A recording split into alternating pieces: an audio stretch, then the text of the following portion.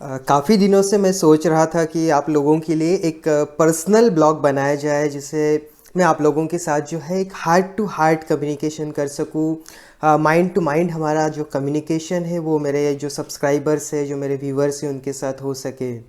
तो आज से जो है मैं एक मेरी पर्सनल ब्लॉग की शुरुआत कर रहा हूँ। मेरे पर्सनल ब्लॉग का मेरा पहला वीडियो है। एक्चुअली ये जो पर्सनल ब्लॉग है इसे बनाने का रीज़न ही यही है कि बहुत सारे लोग जो मेरे फॉलोअर्स हैं मुझे अलग अलग रीज़न के लिए फ़ॉलो करते हैं। कुछ लोग मुझे फ़ॉलो करते हैं एस्ट्रोलॉजी के लिए, फिर कुछ लोग मुझे फ़ॉलो करते हैं मेरे मेडिसिन ब्लॉग्स के लिए, कुछ लोग मुझे फ़ॉलो करते हैं रेकी के लिए, कुछ लोग मुझे फ़ॉलो करते हैं स्पिरिचुअल नॉलेज के लिए। तो क्या हुआ कि इन दिनों में मुझे काफ़ी सारे लोगों के कॉल्स मैसेजेस आ रहे हैं कि अनुपम यार तुम हो कौन एग्जैक्टली, आप हो कौन। बिकॉज़ हम आपको फॉलो करते हैं, कभी आप मेडिसिन का ब्लॉग बनाते हैं, हम आपको मेडिसिन के लिए फॉलो करते हैं और देखते हैं कि नेक्स्ट जो आपका वीडियो आया है वो आपका रेकी के ऊपर आ जाता है। फिर हम कुछ रेकी के लिए लोग फॉलो करते हैं, नेक्स्ट वीडियो देखते हैं कि एस्ट्रोलॉजी पे आ जाता है। फिर कोई एक वीडियो मेरा जो है वास्तु के ऊपर आ जाता है। तो जो फॉलोअर्स हैं उनमें और जो मेरे व्यूवर्स हैं उनमें थोड़ा सा एक कन्फ्यूजन बना हुआ है मेरे बारे में कि यार एग्जैक्टली आप करते क्या हो, आप डॉक्टर हो, एस्ट्रोलॉजर हो, वास्तु विशेषज्ञ हो, टैरो कार्ड रीडर हो, आप एग्जैक्टली हो कौन।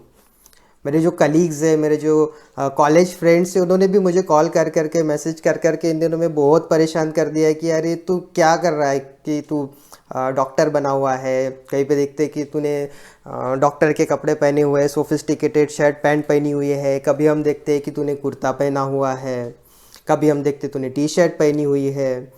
तो कपड़ों को लेके, मेरे प्रोफेशन को लेके, मेरे काम को लेके बहुत सारे लोगों के मन में काफ़ी सारे क्वेश्चंस आ रहे हैं। तो मैंने सोचा कि चलो आज आपके साथ ना इस पर्सनल ब्लॉग के थ्रू ना मेरी थोड़ी सी पर्सनल लाइफ जो है, जो आउटर पर्सनल लाइफ मैं कह सकता हूँ, inner most personal life share करने में मुझे कोई इंटरेस्ट नहीं है। बट मेरी जो एक ओवरऑल लाइफ है कि मेरा एजुकेशन कहाँ से हुआ है, मैंने क्या क्या सीखा है, मैं ये जो सारी चीज़ों में आप मुझे देखते हैं ना, कभी आप मुझे एज ए एस्ट्रोलॉजर के तौर पे देखते हैं, कभी आप मुझे वास्तु विशारद के तौर पे देखते हैं। ये सब मैंने कहाँ से सीखा, मैंने क्यों सीखा और मैं एग्जैक्टली करता क्या क्या चीज़ें हुए, सारी चीज़ें जो है मैं ये इंटरपर्सनल ब्लॉग्स में आप लोगों के साथ अब शेयर करने वाला हूँ। तो इसलिए जो है ये ब्लॉग है इसका मैंने नाम ही दिया है कि माई पर्सनल ब्लॉग, या फिर हार्ट टू हार्ट हम इसमें बात करेंगे। ये जो ब्लॉग है बिल्कुल ही स्क्रिप्टेड नहीं है। जनरली हम लोग जो वीडियोस वगैरह बनाते हैं, मैं जब भी कोई वीडियो बनाता हूँ तो उसका मैं थोड़ा सा प्रैक्टिस करता हूँ, उसका जो है एक समराइज़ करता हूँ उसको कि मुझे क्या क्या आप लोगों को बताना है। बट ये जो मेरे ब्लॉग्स रहेंगे ये पूरे हार्ट टू हार्ट रहेंगे, या कोई स्क्रिप्ट नहीं, यहाँ कोई ज़्यादा एडिटिंग नहीं। ऑफ कोर्स जहाँ मुझे लगेगा कि मैं कुछ ज़्यादा बोल गया तो कुछ पार्ट को मैं हो सकता है कि कट कर दूँ, बट ऐसा कोई मतलब प्रोफेशनल एडिटिंग वगैरह मैं इस ब्लॉग में नहीं करने वाला हूँ। आई होप मेरे जो ब्लॉग्स है आप लोगों को एक आपकी लाइफ की थोड़ी सी गाइडलाइन दे सकते हैं। क्यों शेयर करो, मुझे लगता है कि मैंने मेरे लाइफ को अब शेयर करना चाहिए थोड़ा सा। मुझे लगता है कि जो भी मैं आप इन पर्सनल ब्लॉग के थ्रू आपके साथ हार्ट टू हार्ट शेयर करूँगा, हो सकता है कभी किसी को उनके लाइफ में कहीं ना कहीं एक थोड़ा सा भी काम अगर आ जाए ना, तो आई होप कि मेरा जो ये ब्लॉग बनाने की जो मेहनत है वो बिल्कुल सफल हो जाएगी। तो आज पहले तो मैं आपको बताना चाहूँगा कि एग्जैक्टली मैं करता क्या क्या हूँ। माय फ्रेंड्स, एक्चुअली मैंने जो एडमिशन लिया था 2007 में, मेरा एडमिशन हुआ था मेडिकल लाइन में। मैंने BA MS किया हुआ, bachelor of Ayurvedic medicine and surgery, MUHS Nashik, और यवतमाल का हमारा एक कॉलेज है, लोकल कॉलेज है हमारा, DMM आयुर्वेद कॉलेज, वहाँ से मेरा BAMS हुआ है। BAMS करते करते मैंने आयुर्वेदा का जो है काफ़ी हद तक स्टडी किया। बट आयुर्वेदा में जैसे हम लोग सीखते थे कि उसमें हमें दर्शन शास्त्र भी होता था, जिसमें जो भारतीय दर्शन है, तो दर्शनों के साथ मेरा काफ़ी क्लोज रिलेशन आया। फिर हमें संस्कृत एक सब्जेक्ट होता था जिसमें हमारे जो एंशियंट लिटरेचर है वो स्टडी के लिए होते थे, सुभाषित माला वगैरह जैसी चीज़ें उसमें होती थी।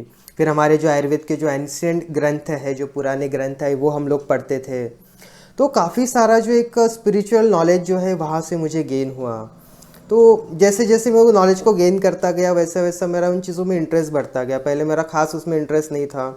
मेरी जो दादी है, गोदावरी उनका नाम था, उन्हीं के नाम से मेरा हेल्थ केयर चल रहा है, गोदावरी हेल्थ केयर। अगर आप देख रहे हैं कि मैं हमेशा कहता हूँ कि I am doctor Anupam Dhawale from Godavari health care, तो गोदावरी जो है मेरे दादी का नाम है।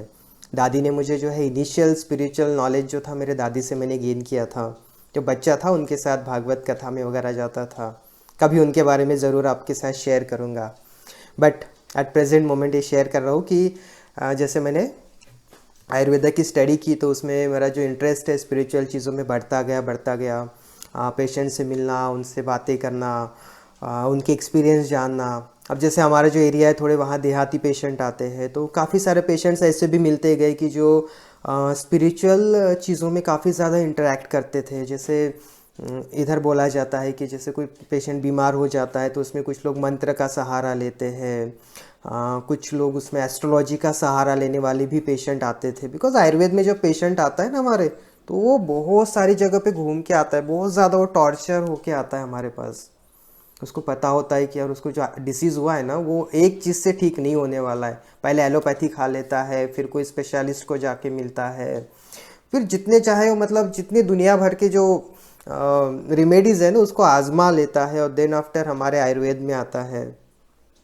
तो ऐसे पेशेंट आते थे, मैंने पूछता था कि आपने क्या किया, आपने हाथ में जेम स्टोन क्यों पहना है, आपने गले में माला क्यों पहनी है। तो बोलते थे नहीं मुझे ब्लड प्रेशर हो रहा है तो मैंने रुद्राक्ष की माला पहनी है। कोई बोलता था कि मुझे गुस्सा बहुत आता था, मैं बहुत हाइपर हो जाता तो मैंने मोती पहन लिया। तो मुझे इंटरेस्ट आता था कि यार ये, और मैं पूछता भी था उनको कि इसका आपको फ़ायदा हुआ है क्या। तो बोलते थे हाँ मुझे फ़ायदा भी हुआ है। तो मेरा उसमें ना इंटरेस्ट बढ़ता गया इन सारी चीज़ों में कि एग्जैक्टली ये सारी चीज़ें काम कैसे करती, क्यों उसको रिजल्ट आ रहे हैं। जब वो मेडिसिन नहीं खा रहा है, वो ध्यान कर रहा है, वो कोई मंत्र का चांटिंग कर रहा है, पेशेंट ठीक कैसे हो रहा है और क्यों ठीक हो रहा है यार ये। मतलब इसको हमने मेडिसिन नहीं दिया। मेरा मेडिकल नॉलेज जो था ना, जो एक मॉडर्न मेडिसिन का जो नॉलेज था, वो कहीं ना कहीं मुझे लगता था कि ये बहुत छोटा नॉलेज है। और फिर मैंने उसमें रिसर्च करना शुरू किया, मैंने उसकी किताबें खरीद के लाता था। ऑफकोर्स घर में थोड़ा सा अपोज भी होता था, मेरे पापा को मम्मी को बिल्कुल अच्छा नहीं लगता था कि यार तुम ये क्या पढ़ रहे हो, ये क्या तुम डॉक्टर बनना छोड़ के क्या करोगे। बट मुझे लगता था कि यार इसको रिजल्ट आ रहा है, मतलब कुछ तो इसमें ज़रूर होना चाहिए।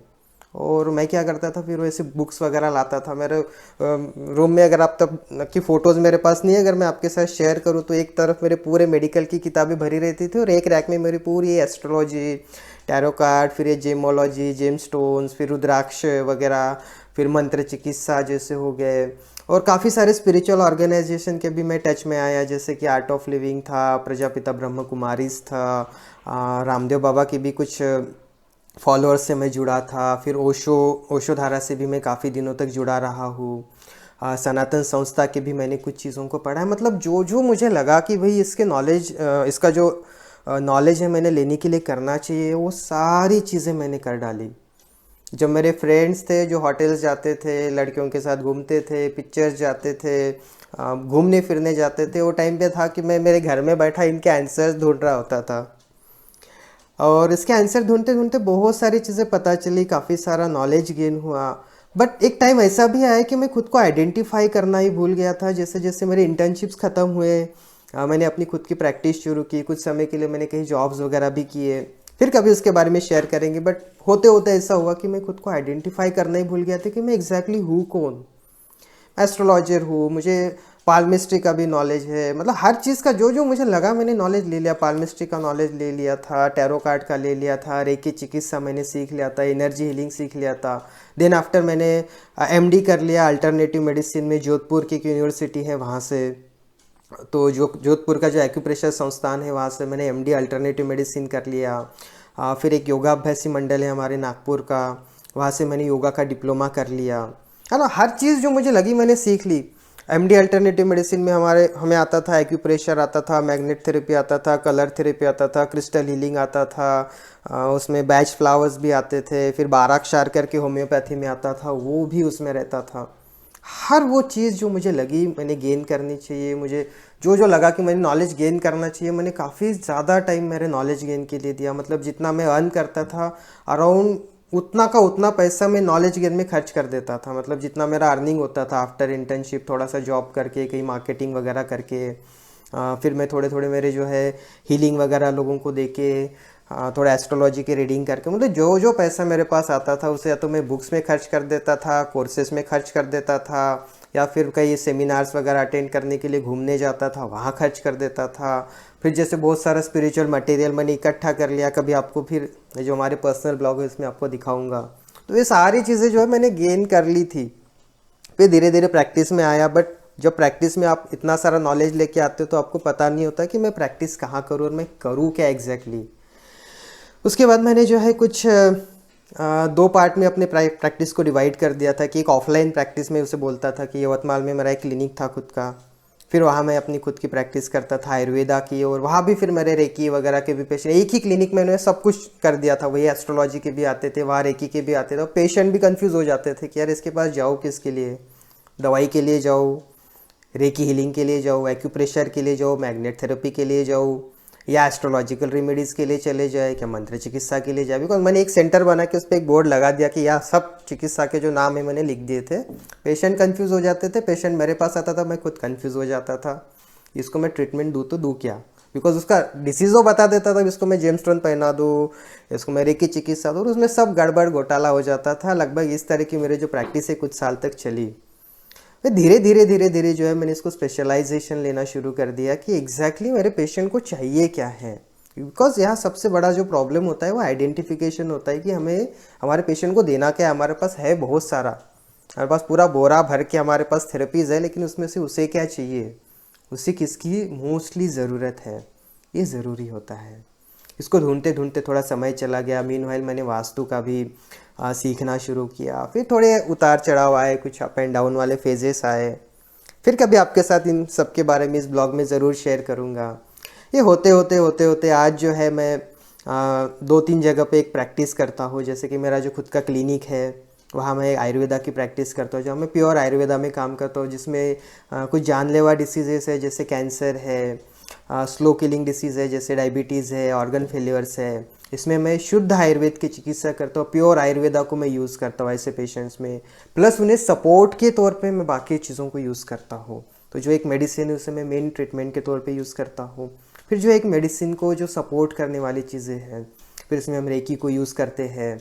किसी पेशेंट को कभी पेन मैनेजमेंट के लिए एक्यूप्रेशर की ज़रूरत पड़ती है, उसे यूज़ किया जाता है। आज है कि मैं कह सकता हूँ कि हाँ, मुझे कहीं ना कहीं मेरे लाइफ का जो एक मकसद मिल चुका है कि नहीं, मुझे क्या करना है एग्जैक्टली वो मिल चुका है।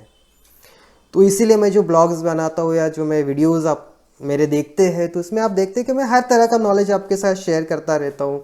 वास्तु का नॉलेज है उसे वास्तु के ब्लॉग में अलग से शेयर करता हूँ, मेडिसिन वाला नॉलेज है उसे मेडिसिन की जगह अलग शेयर करता हूँ।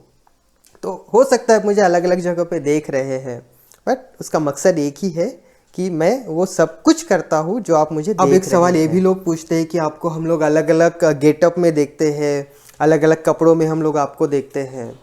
इसका कारण भी ये है कि जो काम आप करते हो उस काम की आपको डिग्निटी मेंटेन करनी होती है।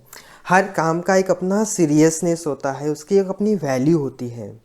माय फ्रेंड्स, इमेजिन करिए कोई पर्सन जो है रनिंग के लिए जा रहा है, उसने धोती कुर्ता पहन के अगर वो रनिंग करेगा तो कैसा लगेगा? क्या वो रनिंग कर पाएगा? नहीं। रनिंग करना है तो उसको एक सोफिस्टिकेटेड कपड़े चाहिए, उसको बरमूडा टी शर्ट ही चाहिए, उसको रनिंग शूज़ ही चाहिए। वो प्रोफेशनल शूज़ पहन के रनिंग नहीं कर पाएगा, पाँव में छाले पड़ जाएंगे, है ना। तो हर चीज़ के लिए हमें उसकी एक डिग्निटी मेंटेन करनी होती है, उसके लिए एक अलग हमें हम क्या बोल सकते हैं कि उसमें हमें अपने आप को इन्वॉल्व करना होता है पूरी तरह से, तन मन धन से हमें उसमें इन्वॉल्व करना होता है। और जब तक हम पूरी तरह से उसमें इन्वॉल्व नहीं होते तब तक हम उसे कंप्लीट नहीं कर सकते हैं। फिर हमारे जो कपड़े हैं ये बहुत ज़्यादा इम्पोर्टेंट रोल इसमें प्ले करते हैं। एक्चुअली क्या होता है कि जो तरह के कपड़े आप पहनते हैं वो आपके कपड़े उस तरह की एनर्जी आपके सराउंडिंग में क्रिएट करते हैं। क्यों हमारे ऋषि मुनियों ने ऐसे बोला है कि जब आप पूजा करते हैं तो आपने यज्ञोपवीत पहनना चाहिए, आपने पीतांबर धारण करना चाहिए, पीले वस्त्र क्यों धारण करने चाहिए, क्यों आपने जो हमारे महाराष्ट्र में बोलते कि सोवळं घालायला पाहिजे, मीन्स आपने जो कपड़े हैं पूजा के वो सेपरेट रखने चाहिए। इसका कारण ही है कि हम दुनिया भर के सारी चीज़ें इस दुनिया में कर रहे हैं। मैं भी आपकी तरह एक कॉमन पर्सन हूँ, जो सारी चीज़ें आप करते हैं वो सारी चीज़ें मैं भी करता हूँ। मेरी भी वाइफ है, बच्चे हैं, मेरा भी अपना एक प्रोफेशन है जिसमें पेशेंट्स आते हैं, पेशेंट्स को छूना पड़ता है, अलग अलग जगह मुझे जाना पड़ता है। क्या होता है कि इसमें हमारी जो एनर्जी है, हमारे जो ऑरा है, कहीं ना कहीं कॉन्टेमिनेटेड हो जाते हैं। उसको क्लीन करने का काम जो है, उसमें जो अपनी एनर्जी को रिफ्लेक्ट कराने का काम है, अपने हमारे कपड़े भी करते हैं। इसलिए जब मैं एक डॉक्टर बन के जब मेरे क्लिनिक में जाता हूँ, जहाँ मैं पेशेंट्स अटेंड करता हूँ, वहाँ मैं क्या करता हूँ, मेरे जो वहाँ के कपड़े हैं, जो मेरे जनरल कपड़े जो कि मैं बाहर भी पहनता हूँ, उन्हें मैं यूज़ करता हूँ। जनरली बाहर भी मैं उन्हीं कपड़ों में जाता हूँ, मार्केट जाना है उन्हीं कपड़ों में जाता हूँ। लेकिन जब मैं पूजा कर रहा हूँ, जब मैं मेरे एस्ट्रोलॉजी के क्लाइंट्स अटेंड कर रहा हूँ, क्योंकि जब मैं मेरे एस्ट्रोलॉजी के क्लाइंट्स अटेंड करता हूँ तो मुझे क्रिस्टल्स को छूना पड़ता है, मुझे पेंडुलम को छूना पड़ता है, मुझे टैरो कार्ड को छूना पड़ता है।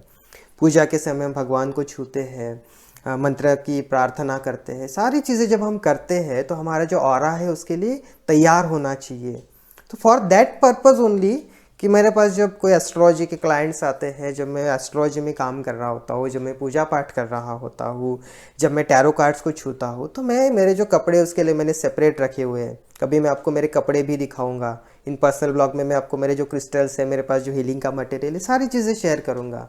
पर इसका मतलब ये नहीं है कि मैंने कुर्ता पैजामा पहन लिया इसका मतलब मैं डॉक्टर नहीं हूँ, या फिर मैंने सोफिस्टिकेटेड जो हम कहते हैं कि फॉर्मल शर्ट और पैंट पहन के रखा हुआ है, इसका मतलब मुझे एस्ट्रोलॉजी नहीं आती। कपड़ों में हमारे कुछ रखा नहीं है, एवरीथिंग इज़ हियर, पूरा नॉलेज हमारा यहाँ है।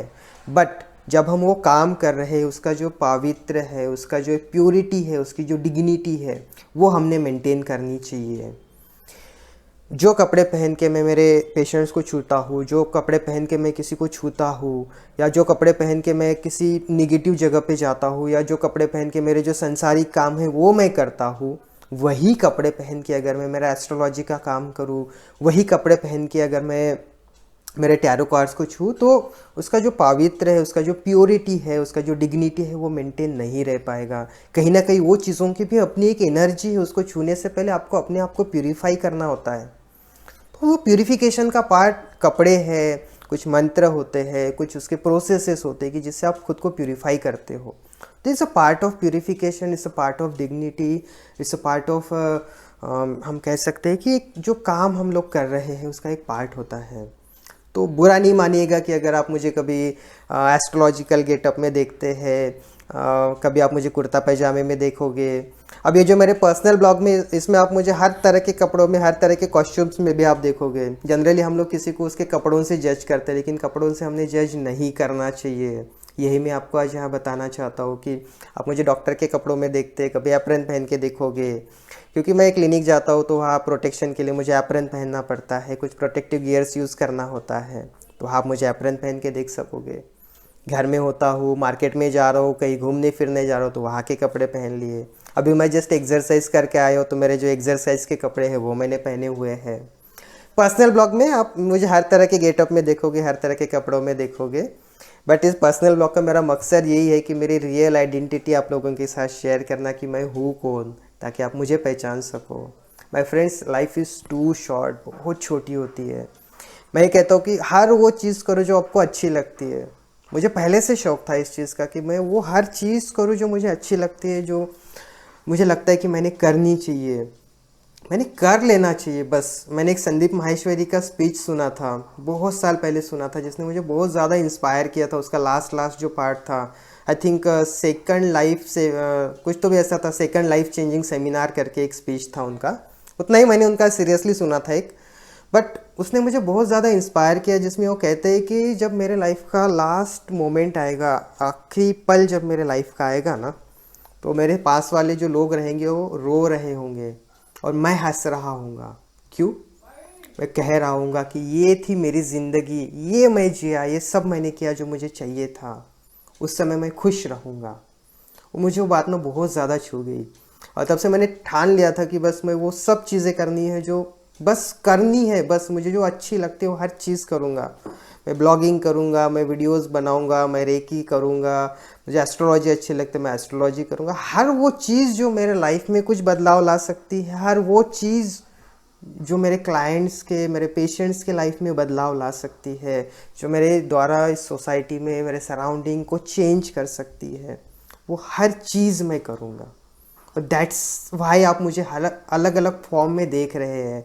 अब कभी मुझे मेडिसिन ब्लॉग में देखते हैं, अलग फॉर्म में देखते हैं, एस्ट्रोलॉजी में अलग फॉर्म में देखते हैं, कभी आप मुझे वास्तु में अलग फॉर्म में देखते हैं। तो ये बस उसका एक रीज़न है। आने वाले ब्लॉग में हम कुछ और मोमेंट्स मेरे लाइफ के आपके साथ ज़रूर इस ब्लॉग में शेयर करूँगा। मेरे नेक्स्ट जो ब्लॉग रहेगा उसमें मैं आपके साथ मेरे एजुकेशन, मेरे डिग्रीज़ के बारे में जितने सारे मेरे पास सर्टिफिकेट्स वगैरह है, मैंने अभी आज ही डिसाइड किया कि अब वो सब सर्टिफिकेट मैं निकाल के रखूँगा। बिकॉज़ अगर आप मेरे क्लिनिक आते हैं या फिर आप मेरे घर भी आते हैं जहाँ मेरा छोटा सा ऑफिस सेटअप बना हुआ है, या मैंने कोई डिग्री विग्री ऐसी चिपका के नहीं रखी हुई है, बिकॉज सारे अगर मैं चिपका दूंगा तो पूरी वॉल भर जाएगी उससे। सारी चीज़ें सीखते सीखते इतनी सारी चीज़ें जमा हो गई, तो कुछ कुछ तो डिजिटल फॉर्म में भी पड़े हुए हैं, कुछ प्रिंटेड फॉर्म में पड़े हुए हैं। अब सबको इकट्ठा करूँगा और आपके साथ नेक्स्ट ब्लॉग में हो सके तो सब शेयर करूँगा कि मैंने क्या क्या सीखा है। तो अगर आप मेरे पर्सनल ब्लॉग्स देखना चाहते हैं, इसमें से जो भी आपको इंस्पिरेशन मिलती है, आपको कैसा लगा मेरा पर्सनल ब्लॉग देख के वगैरह, सब अच्छा लगा तो बिल्कुल लाइक करिए, किसी के साथ शेयर करिए। आप मेरे बारे में क्या सोचते हैं बिल्कुल आप मुझे कमेंट करके भी बता सकते हैं। आज का ब्लॉग जो है हम यही ख़त्म करते हैं। जल्दी मिलते हैं नेक्स्ट ब्लॉग में। हो सकता है मेरे नेक्स्ट ब्लॉग से पहले मेरा कोई और मेडिसिन ब्लॉग या कोई वास्तु का वीडियो आ जाए, उसे भी ज़रूर देखिएगा, उसे भी ज़रूर शेयर करिएगा और मेरे चैनल को सब्सक्राइब भी ज़रूर करिएगा। Thank you.